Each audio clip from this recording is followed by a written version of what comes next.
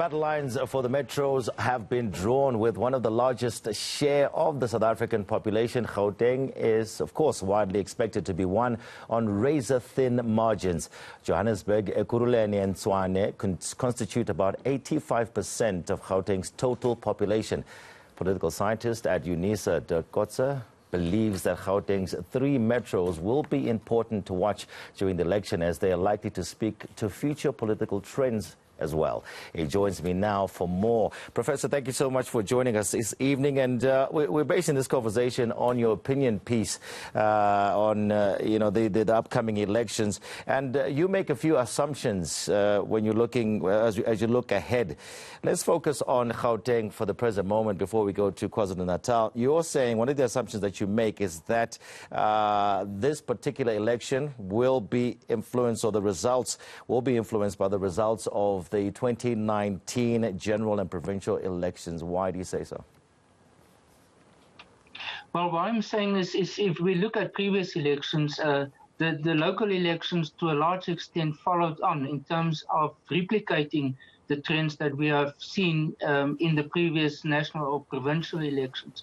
So what we have seen, for example, in 2019 is that the DA lost some votes to the Freedom Front Plus, that the ANC lost about 10% of its support in KwaZulu-Natal, and that the ANC also lost significantly in Gauteng province. That we haven't seen yet being reflected at local government level in all respects.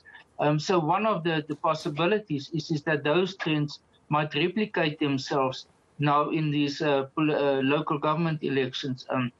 There's obviously other factors that in the meantime emerged, for example, parties that came to the fore, like Action SA, especially in Gauteng, and also the fact that President Ramaphosa is a much stronger person now than maybe in 2019.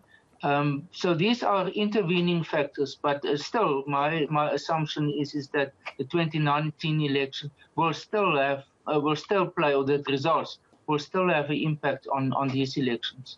Yeah, I was going to go there as well, because I'm thinking, you feel that not much has transpired, or nothing significant has transpired in the last couple of years to maybe change that or alter that trajectory in any way as well. And also, by elections that have taken place, have we learned anything from those at all?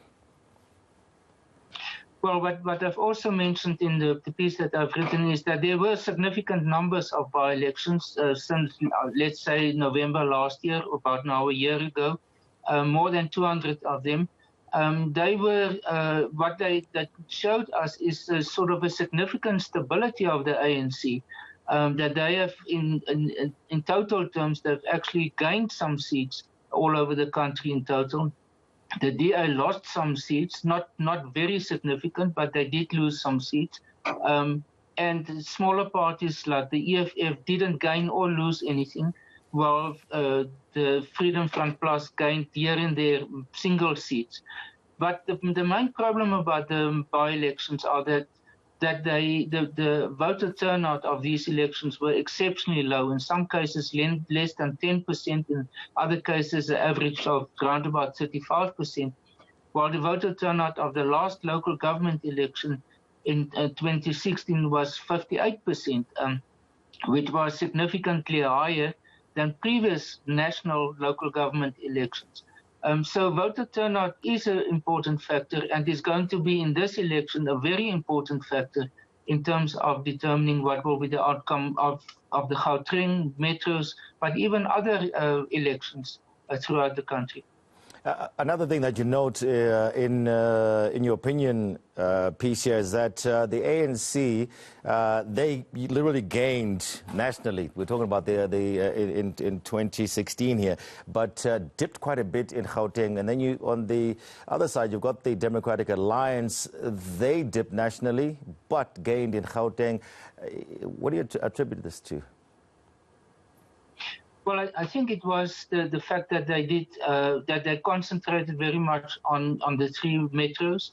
The fact that the ANC lost, so it wasn't always a case that the DA gained so much, but it is rather that the ANC in some cases lost these elections. The same applied also to Nelson Mandela Bay, in the 2016 election. The internal voter turnout of the DA in most of these elections in 2016 were higher than that of the ANC. So they were in a position where they could mobilize their own supporters, not new voters, but their own supporters, more effectively than what the ANC could do. And I think this is going to be in this election again a major factor of the determining which of the main parties will be able to mobilize their own supporters. Not so much that they are going to gain new supporters, but rather that those who are already supporting them, that they will go to the voting stations and vote for them. And I think this will be, given the fact what we have seen lately of that there's so many ANC supporters who are very angry with the ANC, but not necessarily ready to vote for other parties, that it is going to be, I would say, a major factor in this election. All right, thank you so much for speaking with us, Professor Dirk Kotze, on your opinion piece, looking at the different metros, particularly focusing on Gauteng and KZN. Unfortunately, we can't bring in KZN, but so many interesting things could happen in Gauteng. 11 million people living in Gauteng, 85% of those people living in those 3 metros alone.